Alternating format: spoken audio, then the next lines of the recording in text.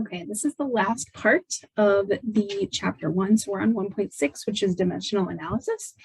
Dimensional analysis is essentially a method to convert one thing into another. And if you can do this method, you're going to be able to do like 75% of the problems in this class.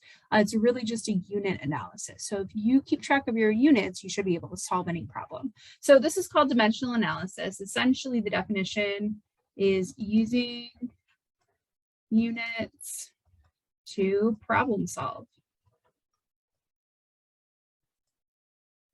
Okay, all of your units should cancel out. All units should cancel in the end.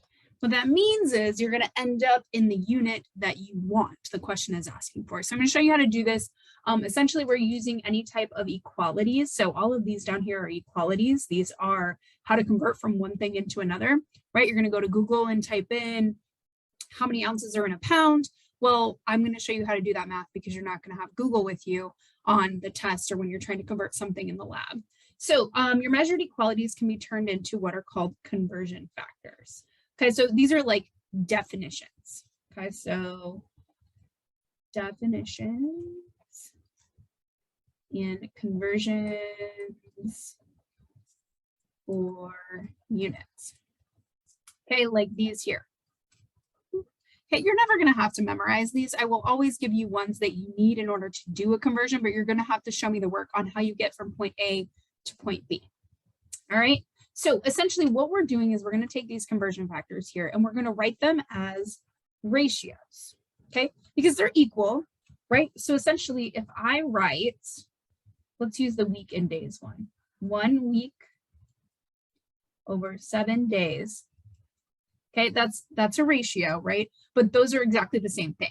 So if I multiply something by this ratio, I'm really multiplying it by 1 because these are the same thing. So this is why this whole thing works. So I can write it this way, or I can write it this way.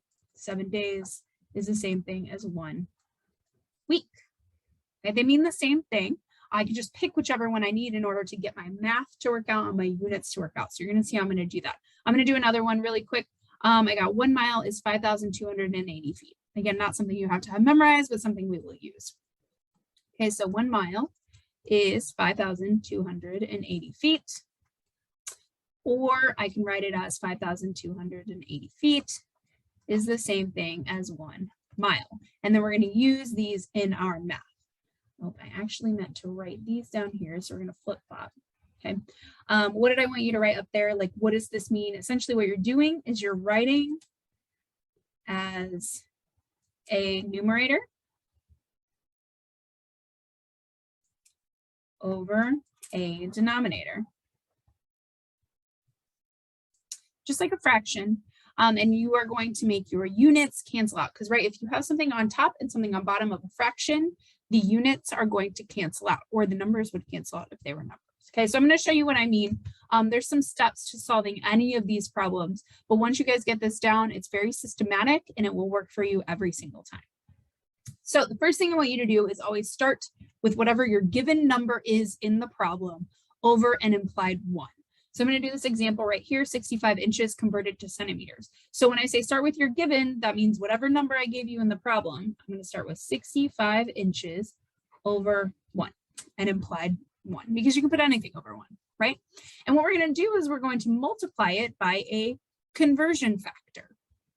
Okay, so we're going to write an equality as a ratio. So we're multiplying by this fraction, whatever I want to put in here. Now, to decide what to put in here and which thing I want on top and on bottom, essentially your denominator needs to have the same unit as your previous numerator. So if I had inches here, that means I need inches down here. Okay, and I'm trying to go to centimeters, so I'm going to put centimeters up here. So I want the conversion between inches and centimeters. So if you scroll up here, 1 inch is 2.54 centimeters. So that's the one I'm going to use. So I can write it this way. 1 inch is 2.54 centimeters. And that's essentially all I'm going to do to get this conversion. So the way that the units work, right, if I have 1 on top of a fraction, pretend this is one giant fraction, and 1 on bottom, these are going to cancel out. And then I am left with just a unit of centimeters. And if I'm left with the correct unit, that means you set it up correctly. So all you need to do now is 65 times 2.54 over 1, and that will give you your answer. And the answer to this is not something I did yet. Okay, so the answer to this, my calculator gives me 165.1 centimeters. Now, sig figs, okay, we're going to practice with our significant figures. Whatever I gave you in the problem, you should have the same number of significant figures in your answer. So there's only 2 up here, so I'm actually going to round this. That would mean I'm rounding right here. So I would get 1, the 6 would round up to a 7, but I need a 0 in order to get the correct number. So 165.1 would round to 170 centimeters. Okay, now you can do this multiple times. You can do multiple conversions in a row. You can set up as many conversion factors as you need to based on your knowledge in order to get there. So I've got 45 pints. I want to go to liters. So I got 45 pints. Now, I have no idea how many pints are in a liter. I do, however, know how many pints are in a gallon. So I'm going to use that conversion first. There are 4 pints in 1 gallon. And I actually also know the gallons to liters conversion off the top of my head, just randomly. I know that 1 gallon, notice I'm putting gallon on bottom, because gallon's on top over here, is 3.785 liters. Okay, so the reason I did this, my pints will cancel out. Okay, so I put it this way, my conversion factor this way, so that my pints cancel out. And then I have gallons, so I added another one, and I put gallons on the bottom, because those will cancel out. And now I am left with liters as my only unit, which is what the question is asking for.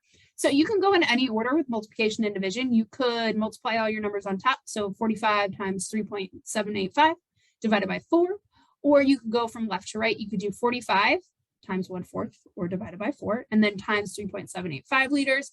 Anyway, you're going to get the correct answer, which is 43 liters. And yes, I did round to 2 significant figures because that's what I gave you in the problem.